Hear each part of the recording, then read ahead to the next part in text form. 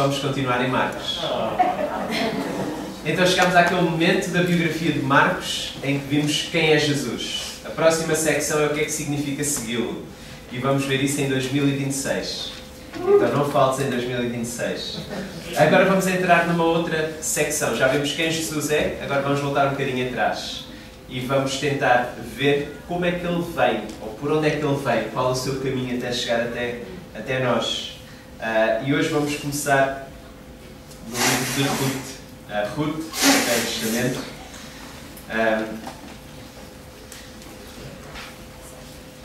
O David começou com uma música, eu também vou começar com uma música. Mentes brilhantes, não é? Pensam mesmo.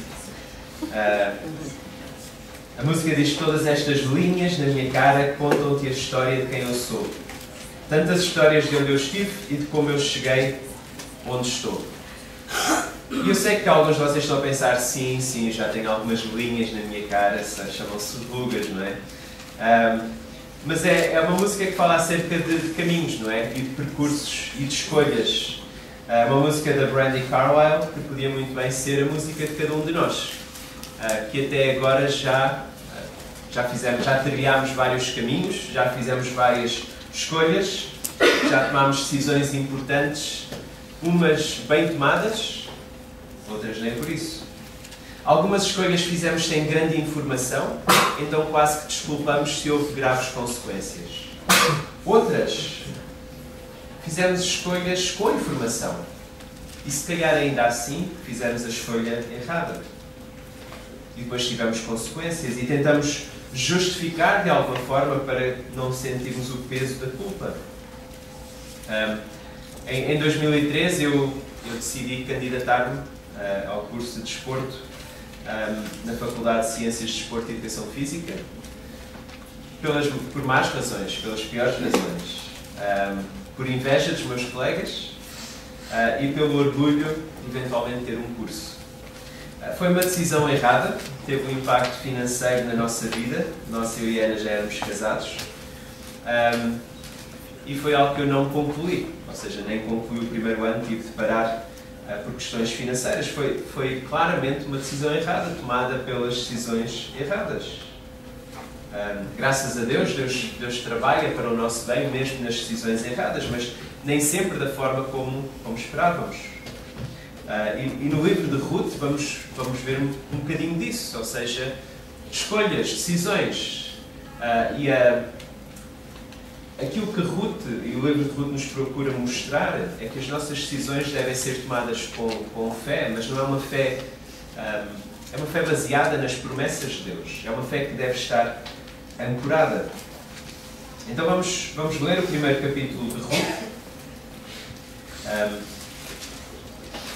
E há dois pontos que eu queria salientar. O primeiro é que à procura de vida sem Deus encontramos morte. À procura de Deus encontramos esperança e vida. Então, à procura de vida sem Deus encontramos morte. À procura de Deus encontramos esperança e vida. Então Ruth 1. E vamos só antes disso orar e depois vamos ler. Senhor Deus, agradecemos-te pela tua palavra. Agradecemos pelas tuas promessas que devem ser um encorajamento para nós, que devem ser uma ajuda para nós ao tomarmos as várias decisões que temos a tomar. Obrigado porque és um Deus bom que se mostra a nós. Obrigado também que és um Deus de segundas oportunidades e que às vezes mesmo nas coisas erradas que fazemos, tu és bom e gracioso e há um caminho de regresso para ti. Senhor, pedimos-te que nos ajudes a compreender a tua palavra, aquilo que tens para nós esta manhã. Nós oramos em nome de Jesus. Ele diz assim: nos dias em que julgavam os juízes, houve fome na terra. E um homem de Belém de Judá saiu a habitar na terra de Moab com a sua mulher e os seus 2 filhos.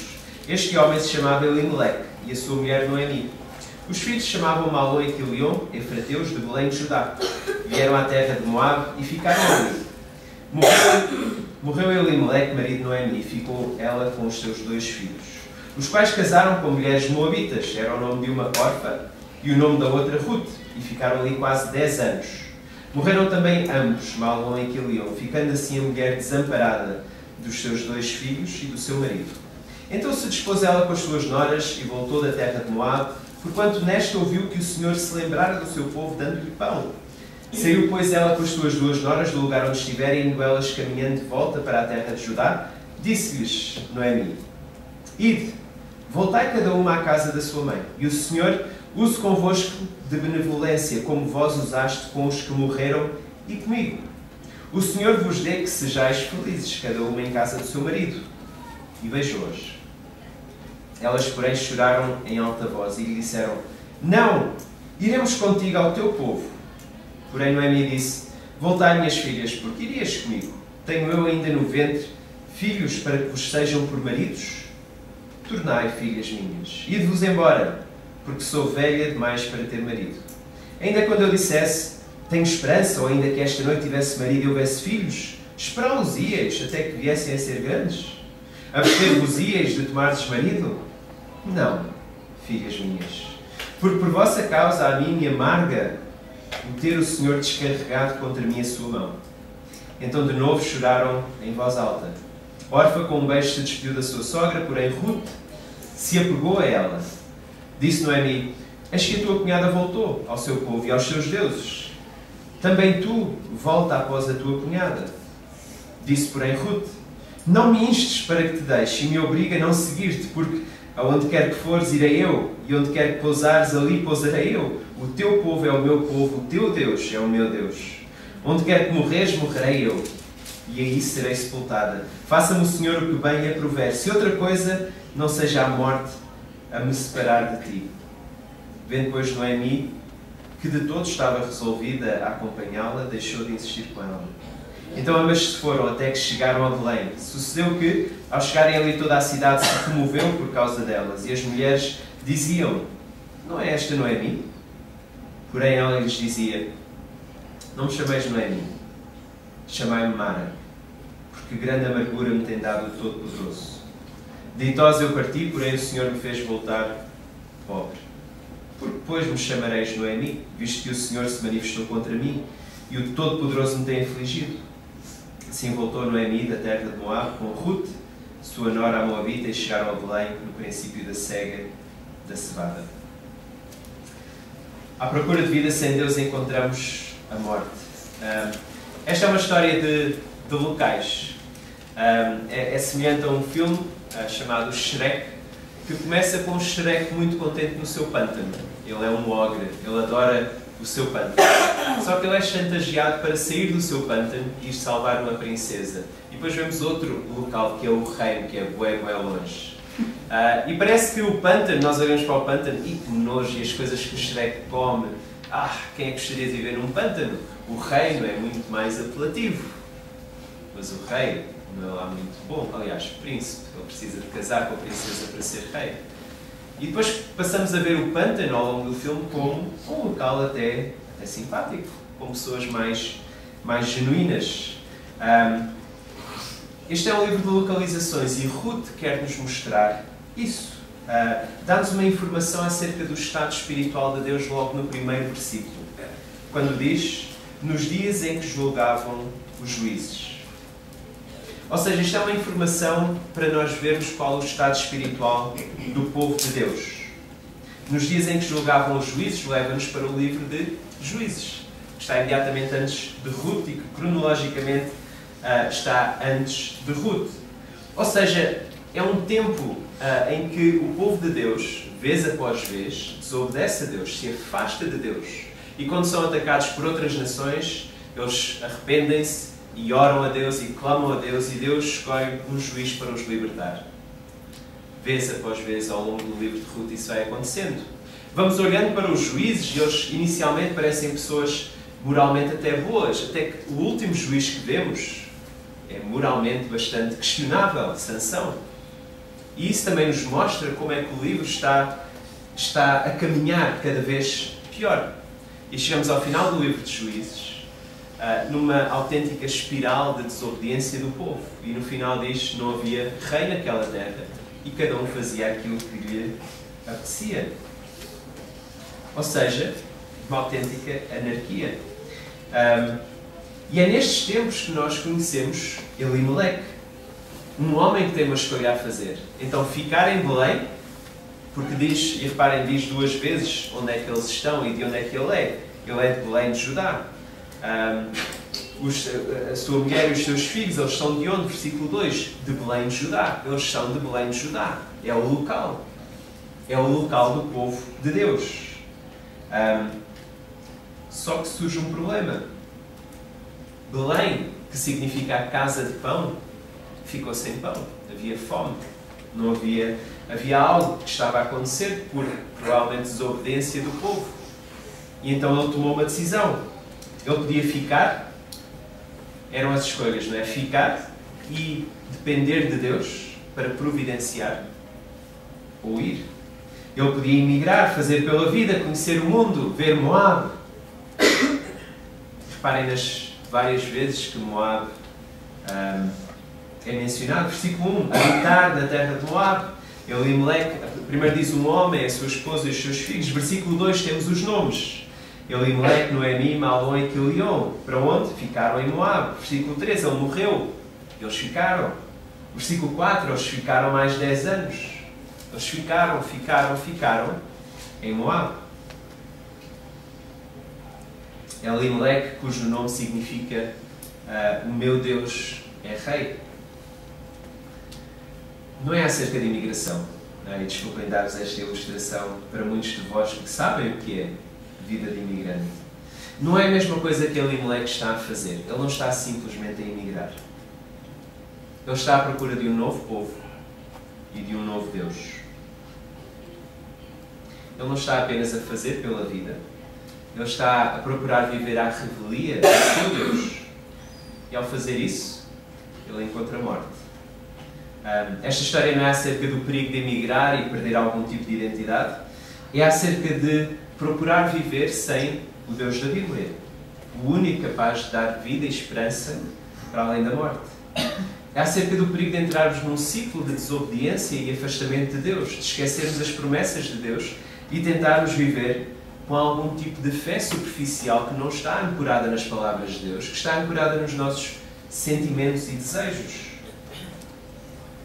Achamos que podemos ter uma vida com mais significado ou mais abundante sem Deus. Então, à procura da vida, sem o Deus da vida, nós encontramos morte. Este é o nosso primeiro ponto. O nosso segundo ponto, vemos isso a partir dos versículos 6 a 22. À procura de Deus encontramos esperança e vida. Vocês já disseram que eles têm crianças, nós temos algum receio com aquilo que elas trazem para casa, não é? Começamos a chegar à altura dos vírus e viroses, ou se somos casados com algum profissional de saúde, cuidado com aquilo que trazes para casa. Ou se vamos naquelas viagens para aqueles países muito bonitos, mas sem grande higiene alimentar, cuidado com aquilo que trazes para casa.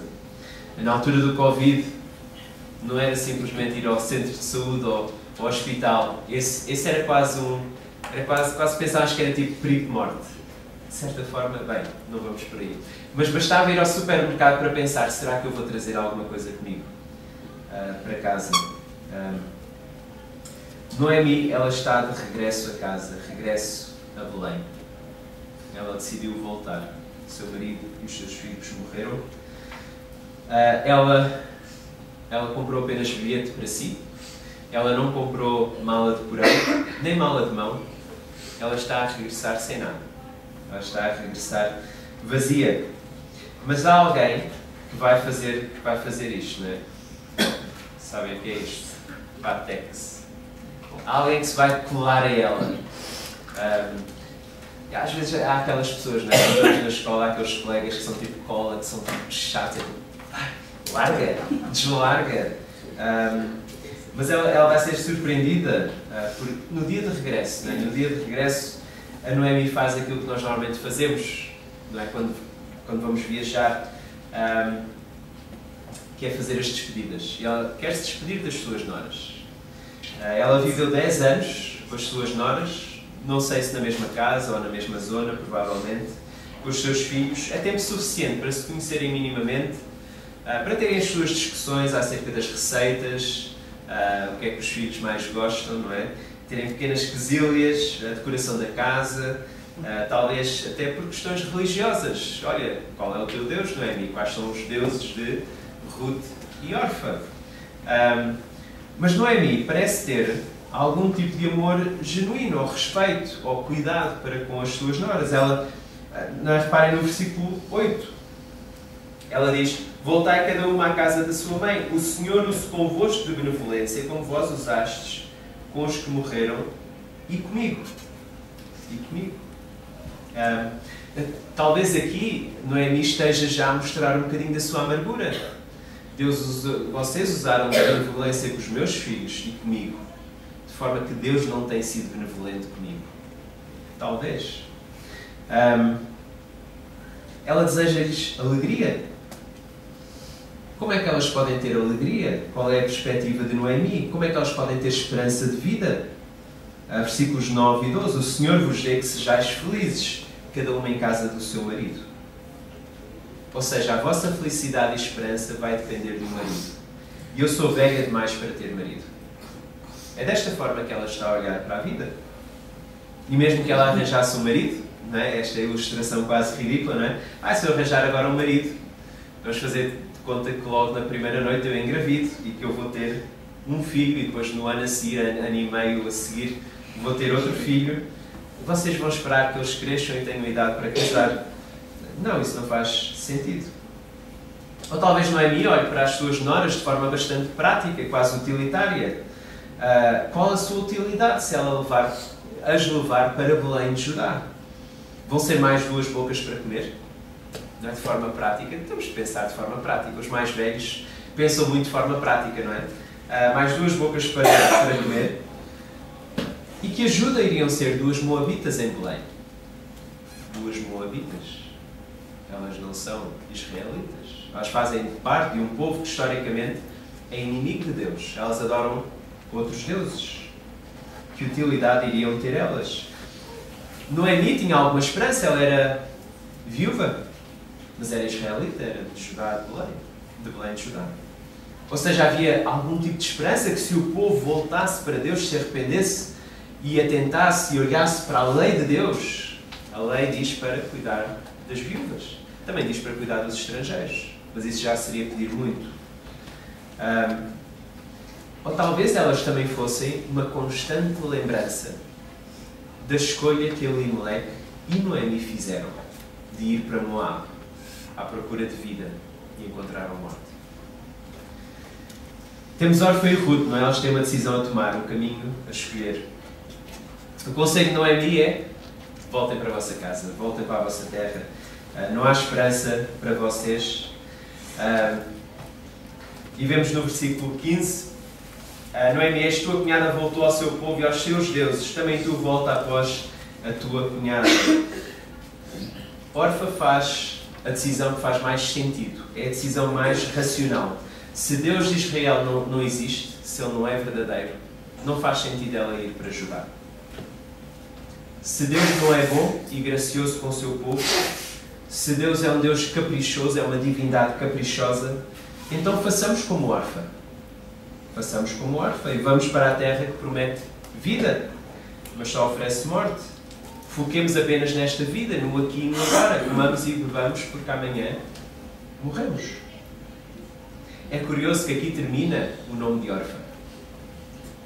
Aqui, a partir de agora, não ouvimos mais acerca do nome de Orfa, nem no livro de Ruth, nem no resto da Bíblia.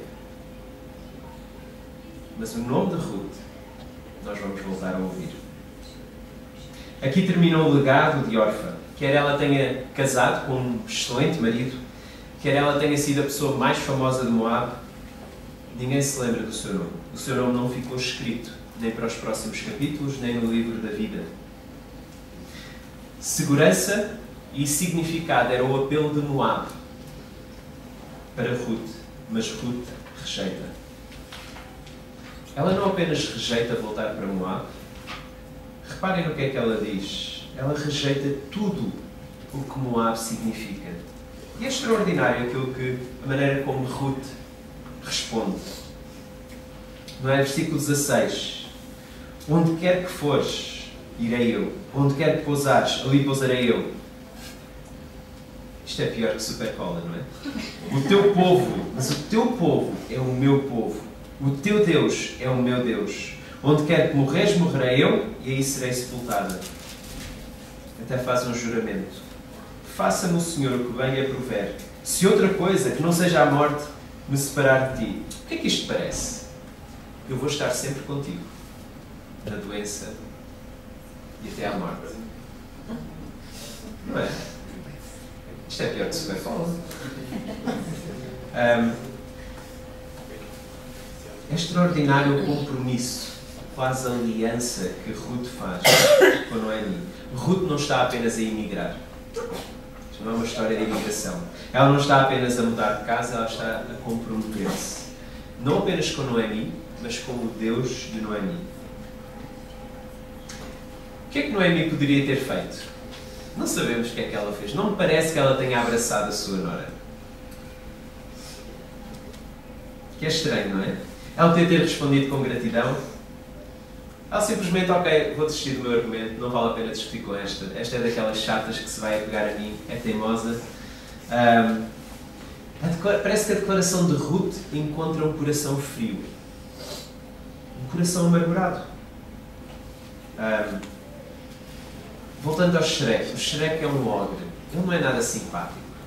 Nada. Principalmente com pessoas que se querem aproximar dele. E essa história tem um burro. Ele conhece um burro no caminho e o burro quer amizade. Ele quer se apegar a ele. Ele quer que sejam melhores amigos. E o Shrek está sempre a mandar bocas, sempre a dar-lhe para trás, sempre a rejeitá-lo, a gozar com ele. Ele não valoriza nada o burro. Vocês já repararam quando a Noemi chega à terra? Quando ela é reconhecida, diz assim no versículo 19: então ambas se foram até que chegaram a Belém. Sucedeu que ao chegarem ali toda a cidade se comoveu por causa delas e as mulheres diziam: não é esta Noemi? E a sua nora? Ai não, não está aqui a sua nora. É só, não é esta Noemi? Porém ela lhes dizia: não me chameis Noemi, chamai-me Mara, porque grande amargura me tem dado o Todo-Poderoso.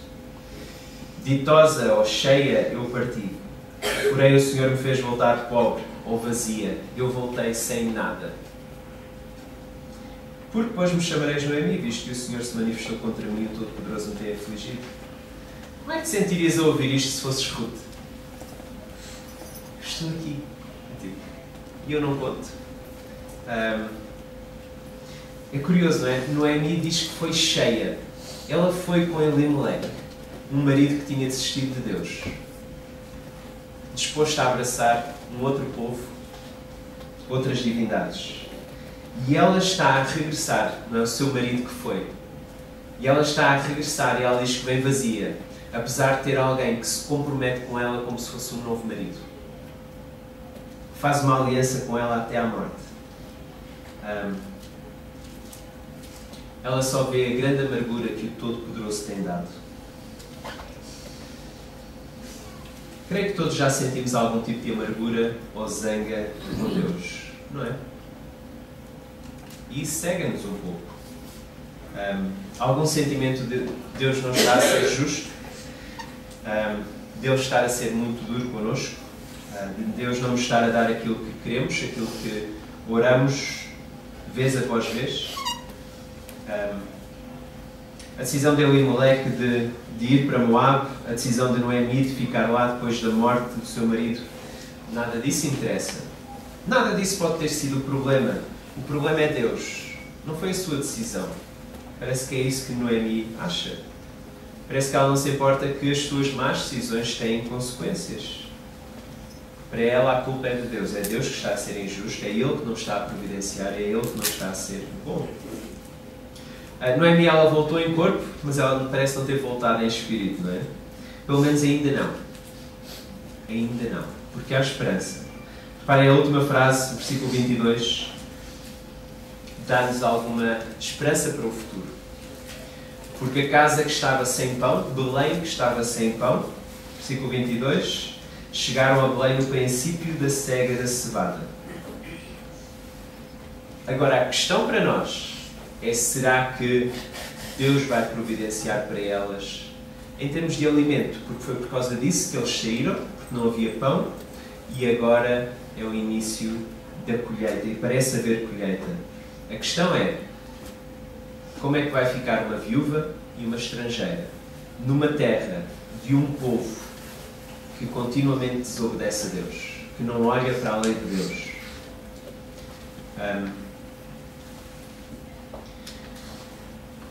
O que é que Noemi precisa de fazer? Ela precisa de se arrepender. Ela precisa de voltar para Deus e de depender de Deus, da sua providência. E se ela fizer isso, ela pode ter a certeza que Deus a vai receber de braços abertos. E é o mesmo para nós se andamos zangados com Deus. Nós nesta história não somos Noemi. Em primeiro lugar, nós seríamos Orfa. Ou Ruth, somos os estrangeiros, nós somos os moabitas, que não conheciam Deus, ou que não conhecem Deus, ou que não conheciam Deus. Que andam mais ou menos satisfeitos, com vidas normais, mais ou menos morais, com mais ou menos significado e propósito. E quando lemos a Bíblia, ou quando ouvimos o Evangelho, quando alguém partilha connosco, aí temos uma escolha a fazer, ou tivemos uma escolha a fazer. Não é? Como órfã, podemos continuar na nossa vidinha e procurar contentamento em coisas que não dão vida. Pelo menos não nos satisfazem eternamente. O C.S. Lewis, ele fala acerca da nossa resignação humana com coisas inferiores, quando podemos almejar algo superior. Ele diz o seguinte, ele diz, de facto, se considerarmos as promessas sem pudor de recompensa e a natureza assombrosa das recompensas prometidas nos Evangelhos, pareceria que o Senhor considera que os nossos desejos não são demasiado fortes, mas demasiado fracos.